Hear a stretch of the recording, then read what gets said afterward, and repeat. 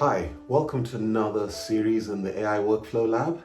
I'm Tita and I'm happy to be with you today. So today we're going to talk about Copilot, but what we're really going to focus on is helping you understand what the different Copilots are and how they can be relevant to you. And the reason for this is that there are many Copilots out there and it can be challenging as an individual or as an organization or as a decision maker to kind of identify which Copilot should I be using. Roughly in the last 18 months, Microsoft has released over 7 Copilots, so which one is relevant to your individual and your business need and your organization and your department, right? So what I'm going to aim to do is with this video in this session, we're going to go through the different Copilots and their capabilities. And hopefully at the end of the journey, at the end of this session, you will have a stronger understanding of what the Copilots are and which one is relevant to you. So we'll break it down that way. So I'm just going to share my screen and give you a high level overview of the different Copilots.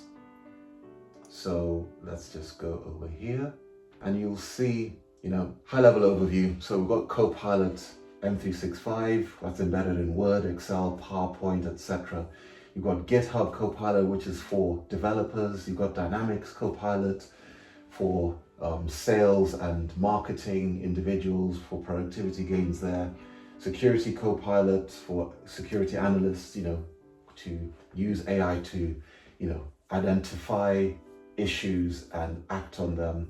Copilot Studio for creating copilots, for creating agents.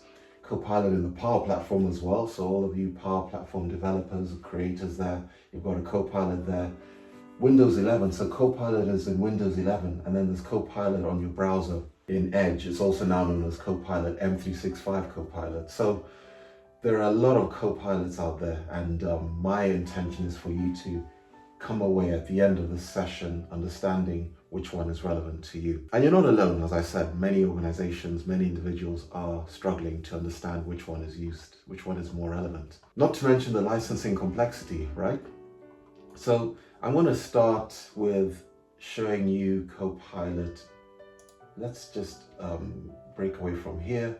I'm going to start by showing you Copilot in M365. So that's this one right over here. So M365 Copilot, now that's the Copilot that is in your AI assistant in Word, Excel, PowerPoint, Outlook, and so on. So if I was to launch, I'll just launch one of them. So for example, if I was to launch Outlook, you will see that there is a Copilot available at some point. It will load up. There we are. So we've got Copilot there, you've got Copilot over there. So, if I need to use it for things like drafting an email or reviewing an email by way of context, by way of sentiment, that's the type of scenario that allows you, that's where Copilot in Outlook comes into play. So you can see it's launched and it sits nicely within your apps.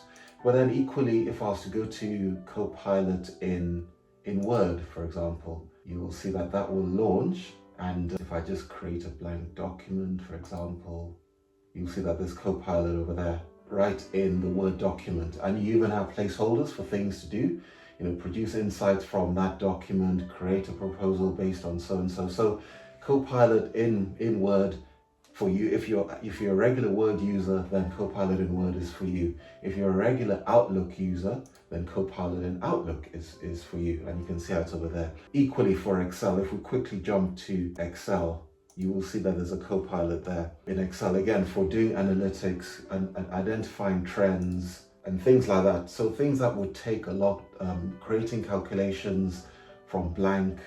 Let's see what we've got here. So if I go, I'll just launch this one here.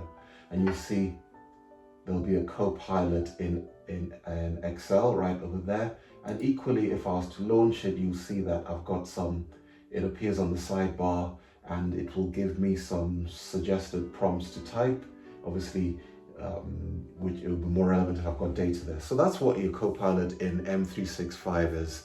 And the approximate cost for that is $30 per user per month. And in terms of prerequisites, ideally you want your data governed and you want your data in SharePoint.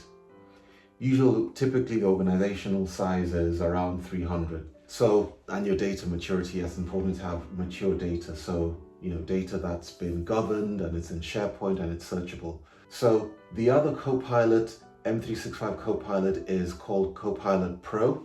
Now the features that I'm showing you here, that's in Excel or whether I'm in Outlook, and though they're exactly the same, so you would get those features. Copilot Pro is more targeted at individual users and the price varies. It's around $20 per user per month. And typically if you've got less than 50 users or less than 40 users that are interested, maybe that's the Copilot for you. So Copilot Pro. There's less of a need for enterprise governance because you're creating licenses for just individual users. But of course, I would be wrong to say ignore compliance. Compliance is important. Having your data secure is important. But again, whether you're using Copilot Pro or M365 Copilot, these are the Copilots that you access through Outlook or through Word or through Excel or through PowerPoint. So through the apps that you're used to working with every day. So that's where you'd think about that. Then what about the other type of Copilot? So there's also Copilot for sales. So I'm just going to switch to that now. Copilot for sales. So if you're in sales and dynamics, then this is where Copilot is relevant. So in the Sales Hub, I have Dynamics 365 here. I've got Copilot on the right, and you can see how I can ask it questions, summarize my leads, for example. Then you can see select a lead for more information. Okay, let's go with Ruben. Let's try a different one. Stay ahead. So you can even do things like stay ahead. You can look through your Outlook meetings and emails and give you insights. So you can see how Copilot in Dynamics, whether it's leads or opportunities that I want some efficiencies from a Copilot perspective, I can go in there, switch tabs, and you can see my Copilot is available for me to interrogate and help with my prompts. So that's Copilot for sales, and that's in Dynamics 365. Equally, there's also a Copilot that's relevant for those of you who are in the world of development, so developers, and that typically would be GitHub for Copilots. If I just switch gears here now, you can see that's GitHub. I'm not going to actually go into the actual Copilot element of it, but I'm just going to show you that this is where you can see and I'll share the link in the discussion bottom of the session. But you can see you're a coder, edit with Copilot, you've got your scripts on the left-hand side, and you want Copilot to troubleshoot and make suggestions against your work, against your coding. So GitHub Copilot is this one here, and that's what it does. It really goes into the weed of the coding that you're doing, whether it's Python or Perl, whatever it may be. So it's your developer assistant. Then typically that costs around $10 to $19 per user per month. And yes, things like code quality, making sure that the coding that you're doing is up to scratch. And then we also have Copilot agents, I should say. Sorry, I lost my words there. So this is another Copilot, not another Copilot, yes, another one. So Copilot, we call the thing about our specialized Copilot. Now this one, I'm just going to go to the right place for it. So if I go here and we just open that session, you will see that we've got, so let's go here. And this is basically Copilot Studio and Copilot AI agents that I want to show you. So I'll just let the screen fire up. This is live, so we're setting things up for you. Yes, I know you are. Hopefully that will come through in a few seconds. So there we are. So Copilot. Now, what I'm going to go here is go over here, Copilot.